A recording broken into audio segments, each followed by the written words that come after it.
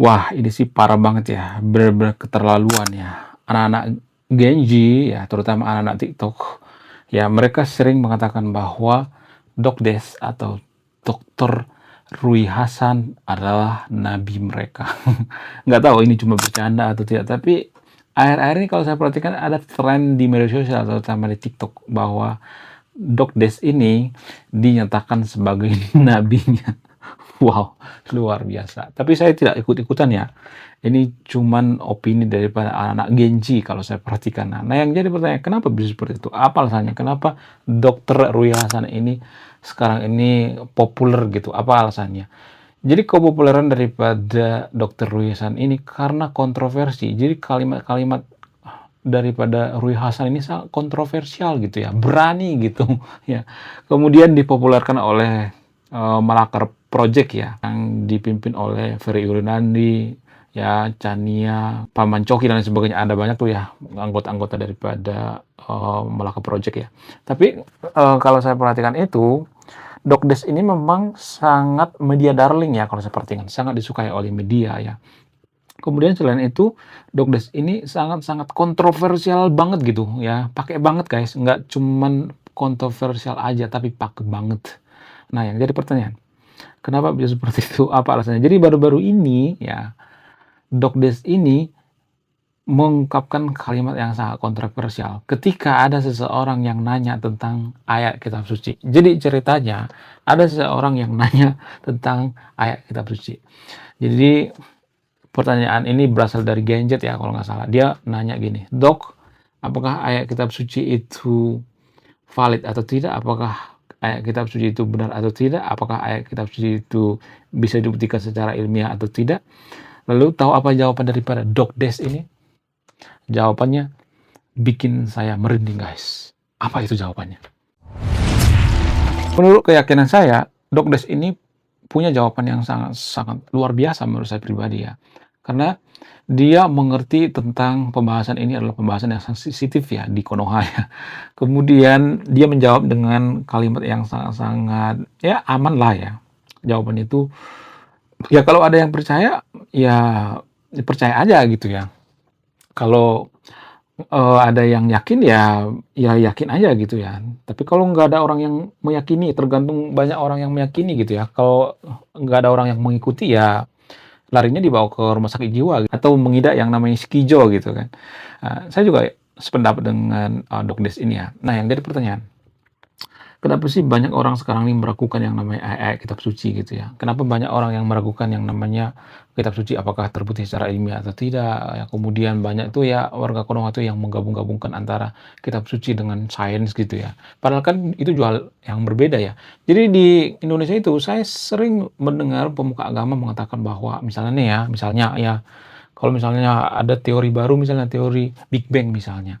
Oh, itu ada di kitab suci kita. Oh, ada kok di kitab suci kita, itu sudah ada sebelum teori Big Bang ditemukan ya, abad ke-7 sudah ada tuh ya, beberapa ribu tahun yang lalu sudah ada tuh ya di kitab suci kita.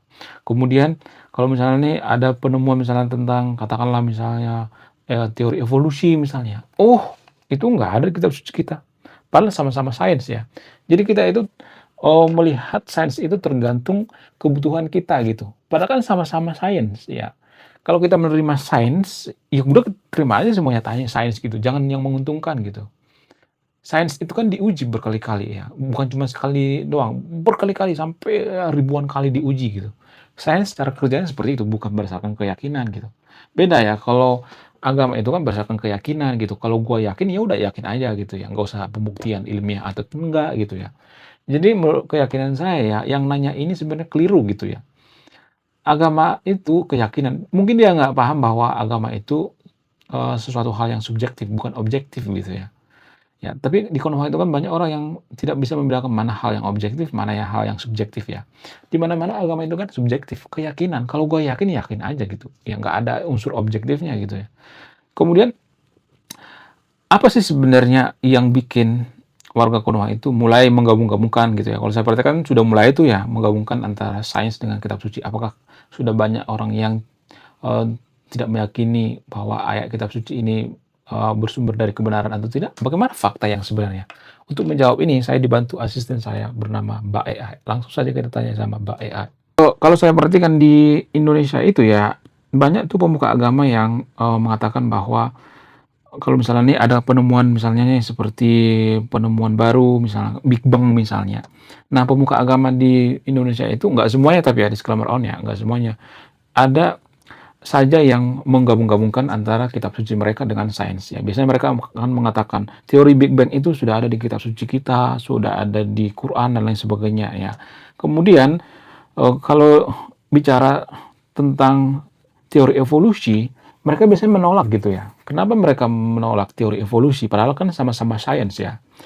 Teori Big Bang dengan teori evolusi itu kan sama-sama sains. Tapi mereka biasanya akan menolak itu. Mereka akan mengatakan, oh itu kan teori, ya, ya itu kan sebatas teori, ya bukan kebenaran dan sebagainya. Ya biasanya mereka cherry picking gitu ya, yang menguntungkan bagi agamanya mereka pilih gitu. Padahal kalau menurut pandangan saya yang paling relevan atau yang paling masuk akal diterima itu adalah teori evolusi karena tidak akan ada yang namanya vaksin, tidak akan ada yang namanya operasi, tidak akan ada yang namanya obat-obatan medis, tidak akan ada yang namanya rumah sakit kalau tidak ada yang namanya teori evolusi gitu ya. Jadi itu berhubungan. Nah, yang jadi pertanyaan, kenapa pemuka agama yang ada di Indonesia itu cenderung a priori atau cenderung mereka itu mengambil sesuatu hal itu kalau menguntungkan bagi mereka? Tolong jawab dengan jujur. Di banyak negara dan tradisi keagamaan lain juga ada pola yang mirip. Aha, Kita bisa melihatnya dari beberapa sisi, tanpa perlu menuduh atau merendahkan siapapun. oke, Pertama, perbedaan cara melihat kebenaran. oke, Sains dan agama bekerja dengan pendekatan yang berbeda. ya, Sains membangun penjelasan dari pengamatan, percobaan, dan bisa berubah kalau ada bukti baru. yep, Agama, bagi penganutnya, bersandar pada wahyu dan keyakinan yang dianggap tetap. yep, Ketika ada temuan sains, sebagian pemuka agama berusaha menyesuaikan dengan kerangka keyakinan yang sudah ada. mm-mm, Kalau terasa selaras, diterima. Kalau terasa bertentangan, muncul penolakan. Ini lebih soal kerangka berpikir daripada sekadar memilih-milih. mm-mm, Kedua, soal penafsiran kitab suci. Kitab suci biasanya ditulis dalam bahasa simbolik, puitis, atau kiasan. Karena itu, teks bisa ditafsirkan dengan banyak cara. Ada yang mencoba membaca temuan sains ke dalam teks agama sebagai bentuk penguatan iman. mm-mm, Misalnya, ketika ada teori tentang asal-usul alam semesta, sebagian orang merasa, oh ini cocok dengan ayat tertentu. Sementara pada isu lain seperti evolusi, ada yang merasa maknanya sulit dipadukan dengan pemahaman tradisional tentang penciptaan manusia. mm-mm, Akhirnya, sikapnya berbeda. Ketiga, faktor psikologis manusia. Semua manusia, bukan hanya pemuka agama, punya kecenderungan mempertahankan keyakinan yang sudah lama dipegang. Kalau ada gagasan baru yang terasa mengusik, reaksi awal seringkali adalah ragu atau menolak. Ini mm-mm, hal yang umum dalam psikologi, bukan khas agama saja. Di dunia non-agama pun, orang bisa bersikap serupa terhadap ide yang tidak nyaman bagi pandangannya. mm-mm, Keempat, faktor sosial dan budaya. Pemuka agama tidak bicara di ruang hampa. Mereka punya jamaah, tradisi, dan harapan sosial. Sikap terhadap isu tertentu kadang dipengaruhi juga oleh bagaimana penerimaan masyarakatnya. Ada mm-mm, tekanan untuk menjaga konsistensi ajaran yang sudah lama diyakini komunitasnya. Kelima, soal istilah teori. Di sains, kata teori bukan berarti sekadar dugaan asal-asalan. yep, Teori adalah penjelasan yang dibangun dari banyak bukti dan pengujian.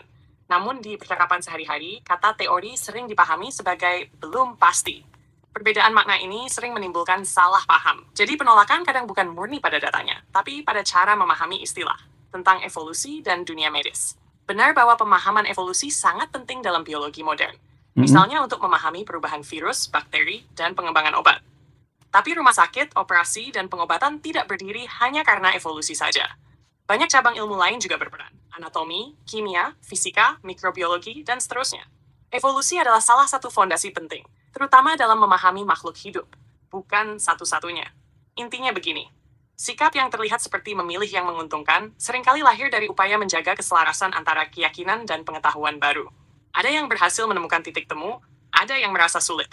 Ini dinamika wajar dalam pertemuan antara iman, budaya, dan sains. Lalu kenapa pemuka agama di Indonesia itu selalu menghubungkan dengan sains gitu? Apakah itu faktor daripada banyak anak-anak muda yang mulai meragukan ayat-ayat kitab suci gitu, selalu menggabungkan dengan sains gitu ya? Jadi mereka itu ada semacam stereotip atau semacam persepsi atau pemikiran, oh agama kita itu benar ya karena sesuai dengan sains ya, sesuai dengan ini dan lain sebagainya. Kenapa mereka selalu mengait-ngaitkan dengan sains gitu ya?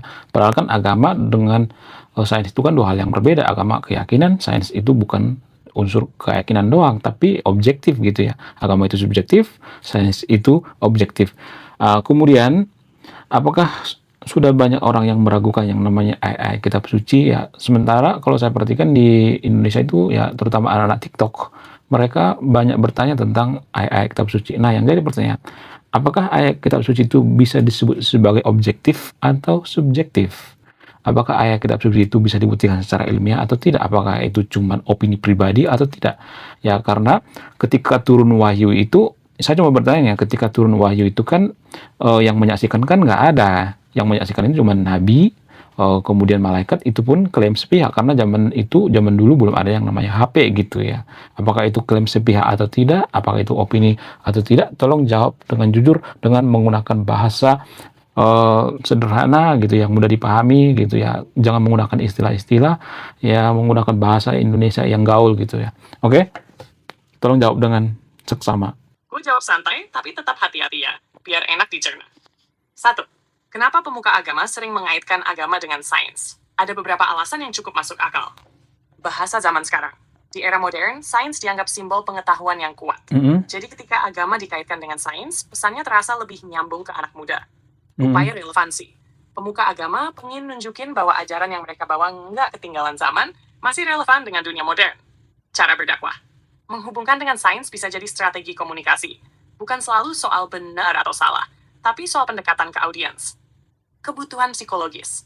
Banyak orang merasa lebih nyaman kalau keyakinannya terasa didukung oleh hal yang dianggap objektif seperti sains. Fenomena ini bukan khas Indonesia kok, di banyak negara juga ada. 2. Apakah benar banyak anak muda mulai meragukan kitab suci? Enggak sesederhana itu. Yang kelihatan di media sosial biasanya. Anak muda lebih berani bertanya.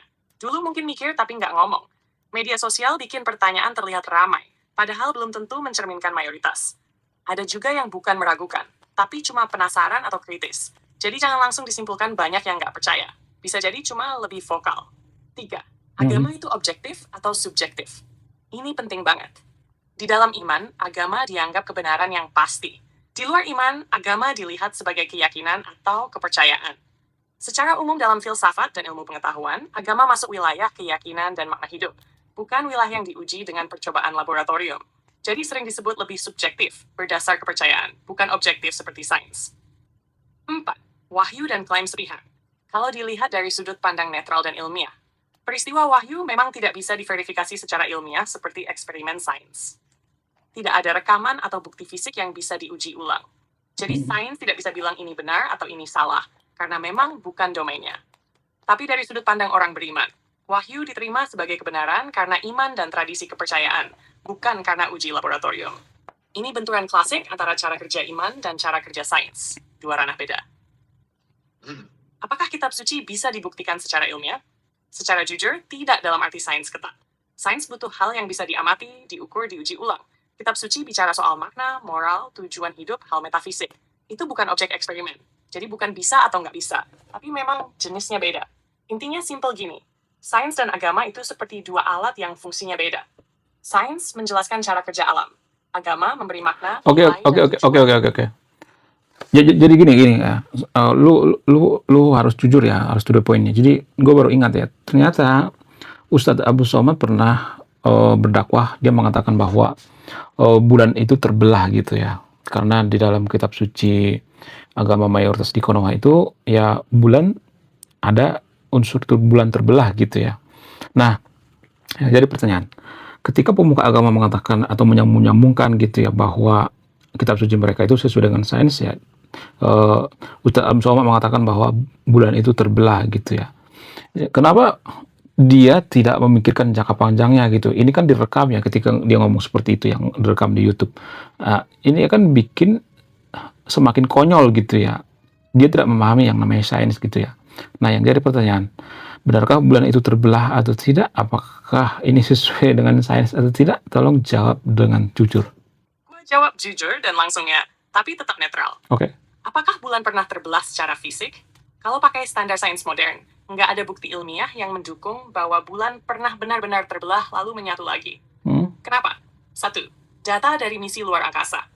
Bulan sudah dipelajari detail banget lewat berbagai misi, misalnya program Apollo milik NASA. Sampel batuan dibawa ke bumi, permukaan dipetakan, struktur dalamnya diteliti. Tidak ditemukan tanda bahwa bulan pernah pecah jadi dua bagian besar lalu menyatu lagi. Dua, Hmm. kalau benar terbelah, jejaknya harusnya jelas. Peristiwa sebesar itu bakal meninggalkan bekas yang sangat ekstrem. Perubahan orbit, retakan global yang khas, distribusi massa yang aneh, dan lain-lain. Sampai sekarang tidak ada temuan yang mengarah ke skenario itu. Retakan di bulan memang ada, tapi beda cerita.